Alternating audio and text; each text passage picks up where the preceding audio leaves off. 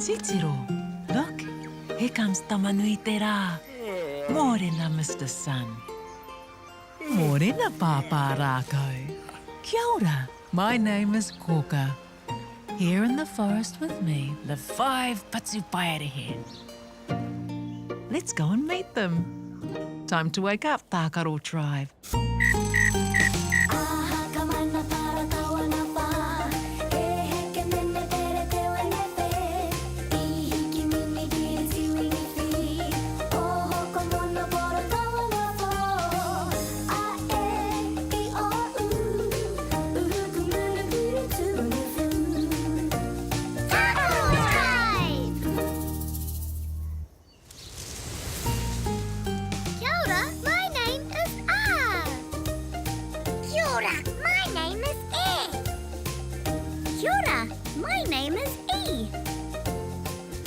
Kia ora, my name is O.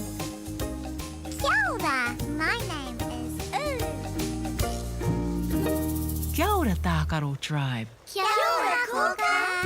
Shall we go and see who has come to visit us today? Aye.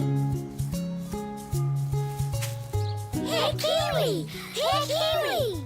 Yes, it's the kiwi. E hia ngā kiwi. How many kiwi are there? 1, 2, 3. Tahi, rua, toru, e toru ke. Tino pai, very good. Now, shall I tell you something interesting about kiwi? Aye. Kiwi can't fly. But do you think they can kani dance? Ooh, aye. E tū, tamariki mā. Are you ready to kani dance? And waiata, sing with us? Me kani, me waiata, yay! Matike, maranga, tutai omoe ngā e hoa mā. Matike, maranga, nenti matatata ki te kori tinana. Tuatahi, wirihia o ringa. Tuarua, wirihia o waiwai. Tuatoru, whātoro i te tinana. Tahi, rua, toru kei te rite. Tāpaka peke paku e. Taika o mati no te rawa e. Are whana whiua to i huroa e. Paia! Watutuki i a koe. Matike, maranga, ko te ao kei te kapu o tō ringa. Matike, maranga. Kia pai tō rā e hoa mā? Matike, maranga.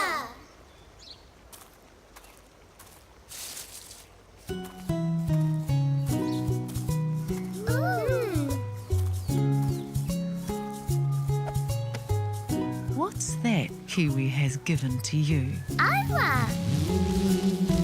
Tākaro tribe, that's Papa Rākau calling you. I'm sure he will be able to tell you what kiwi gave you. Haere rā, off you go.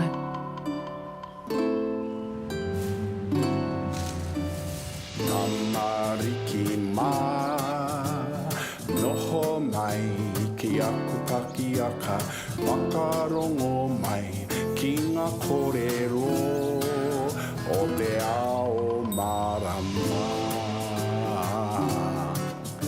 Aue.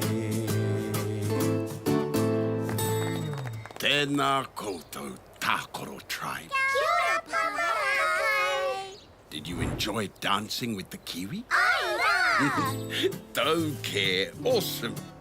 I see you've brought something along with you. Do you know what it is? rā! Aua! What shape do you think it is? Is it tapawhā, square? How? It's round! Porofita! What colour is it? Is it kikorangi, blue? How? Is it whero, red? Ai! Red fiddle!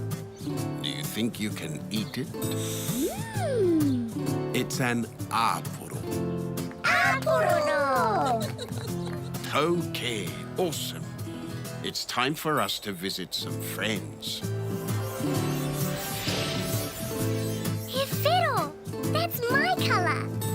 Manawa fiddle.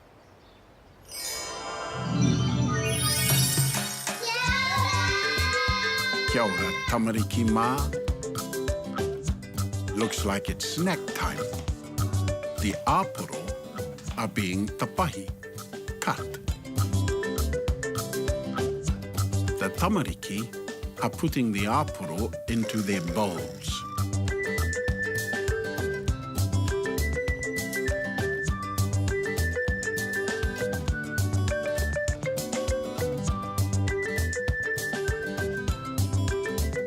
Now they're eating the āporo. They look reka, delicious. How many āporo can you see? Tahi, rua, toru, wā, rima.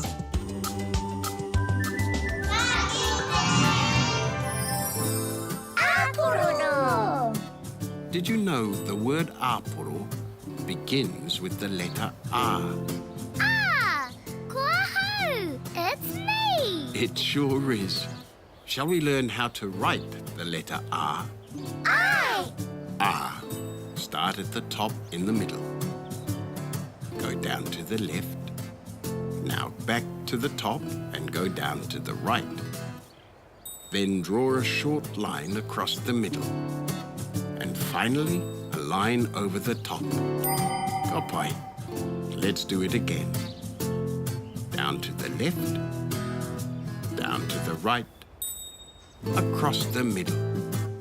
And a line over the top. Ah. Yay! Tauke. Awesome. I hear Koka calling you. Time for you all to visit Koka. See you next time.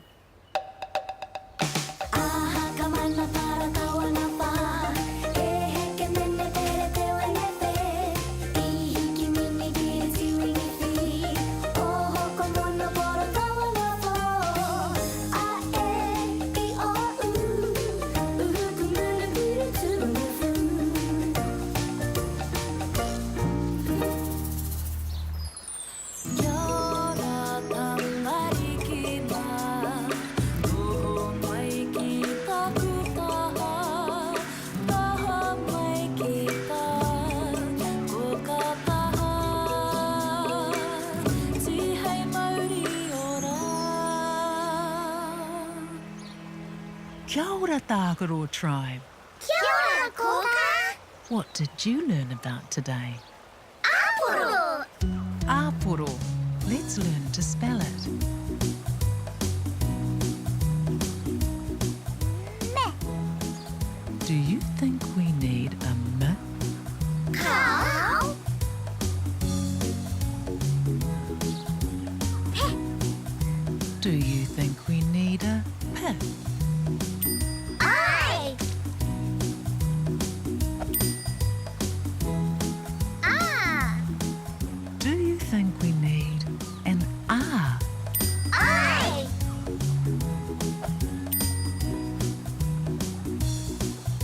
E. Do you think we need an E? Cow. O. Do you think we need an O? I.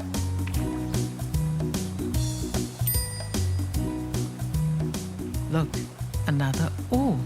Do you think we need another O? Need an O. I.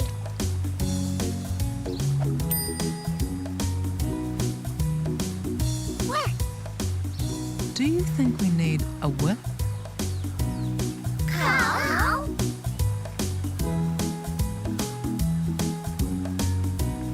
K. What about K?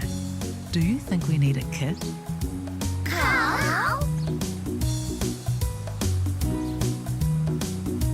R. Do you think we need a R? I. Tēnō pai. Very good. That's all the letters we need.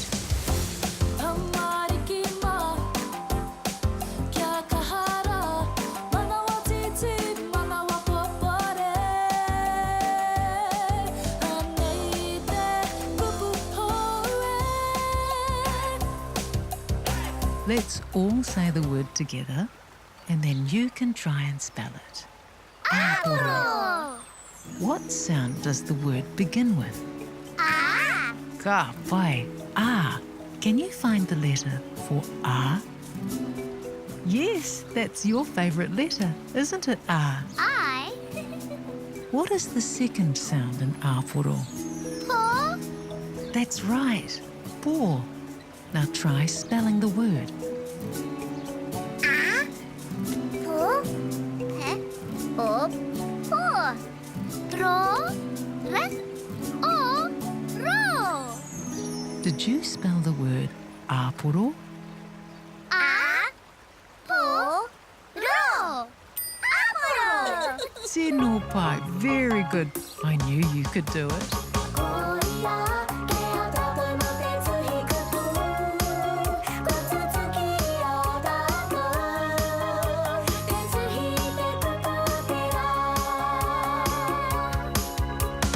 It's porofita, round. It's maro, hard. We can eat it a-po-ro. It's an aporo.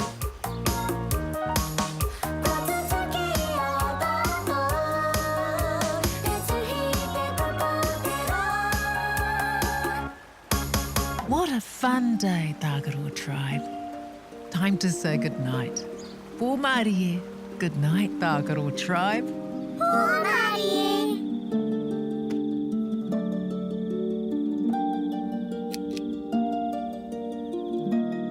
Titiro. Here comes the moon, Mahina. Kia ora, Mahina, me ngā whetū. E moi Tagaro tribe. See you tomorrow.